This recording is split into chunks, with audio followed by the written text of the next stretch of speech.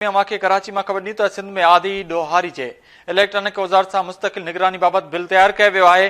तजवीज़ कयल बिल अॼु सिंध असेंबली के इजलास में पेश करण जो इम्कान है। अवांखे अपडेट की तो आदि ॾोहारिन जे जदीद टेक्नोलॉजी ज़रिए मॉनिटरिंग कई वेंदी। बिल के मतन में चयो वियो है।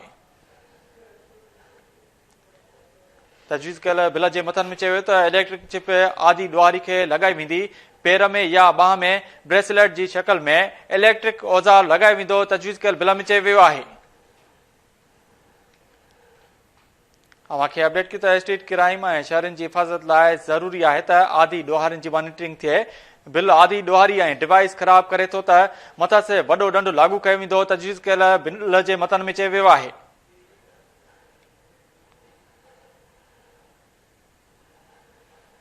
अवांखे अपडेट क्यों कराची माता सिंध में आदि ॾोहारी जे इलेक्ट्रॉनिक औजार से मुस्तकिल निगरानी बाबत बिल तैयार किया वियो है। अवांखे इहो ॿुधायूं त तजवीज़ कयल बिल अॼु सिंध असेंबली के इजलास में पेश करण जो इम्कान है। बिल के मतन में चयो वियो तो आदि ॾोहारिन की जदीद टेक्नोलॉजी ज़रिए मॉनिटरिंग कई वेंदी। इलेक्ट्रिक चिप आदि ॾोहारिन के लगाई वेंदी। पैर में या बाह में ब्रेसलेट की शक्ल में इलेक्ट्रॉनिक औजार लगाए वेंदो। तजवीज़ कयल बिल में चयो वियो है।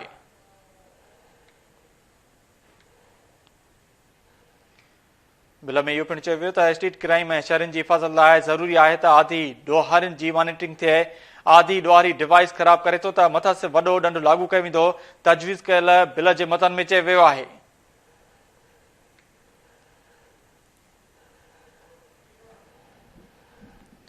अवांखे अपडेट क्यों कराची माता सिंध में आदि ॾोहारी जे इलेक्ट्रॉनिक औजार से मुस्तकिल निगरानी बाबत बिल तैयार किया वियो है। खबर अवां सां शेयर कयूं था। तजवीज़ कयल बिल अॼु सिंध असेंबली के इजलास में पेश करण जो इम्कान है। आदि ॾोहारिन की जदीद टेक्नोलॉजी ज़रिए मॉनिटरिंग कई वेंदी। तजवीज़ कयल बिल में चयो वियो है। इन हवाले से वधीक तफ़सील लाइ असां लाइन ते मौजूद है कराची में केटी न्यूज़ जो रिपोर्टर सगीर चांडियो। जी सगीर, अपडेट कजो। जी बिल्कुल, सिंध में ॾोहनि जे आदि माण्हुनि जी इलेक्ट्रॉनिक डिवाइस ज़रिए मुस्तकिल जेका उहा मॉनिटरिंग लाइ बिल तैयार कयो वियो आहे।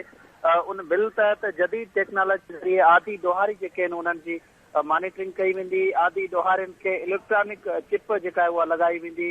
उन खां अलावा उन्हनि ॾोहारिन के पेर या हथ में जेका आहे उहा इलेक्ट्रॉनिक कड़ो लॻायो वेंदो। स्ट्रीट क्राइम ऐं शहरनि जी हिफ़ाज़त लाइ जेके आहिनि उहे आदि ॾोहारिन जी इहा मॉनिटरिंग कई वेंदी। जेकॾहिं को बि आदि ॾोहारी उहो कड़ो या डिवाइस ख़राब करे थो त उन ते वॾो हिकु दंड विधो वेंदो। अहिड़ो जेको आहे उहो बिल तैयार कयो वियो आहे। सिंध काबीना जेका 10 मई ते इन बिल जी मसवदे जी मंज़ूरी ॾिनी हुई। अॼु इन सिंध असेंबली जे एजेंडा जो इहो बिल जेको आहे उहो हिसो आहे। इहो बिल जेको आहे उहो तैयार कयो वियो आहे। ॿुधाए पियो वञे त अॼु सिंध असेंबली जे इजलास में इहो बिल पेश थींदो। जी, वॾी महिरबानी अपडेट करण लाइ सगीर चांडियो।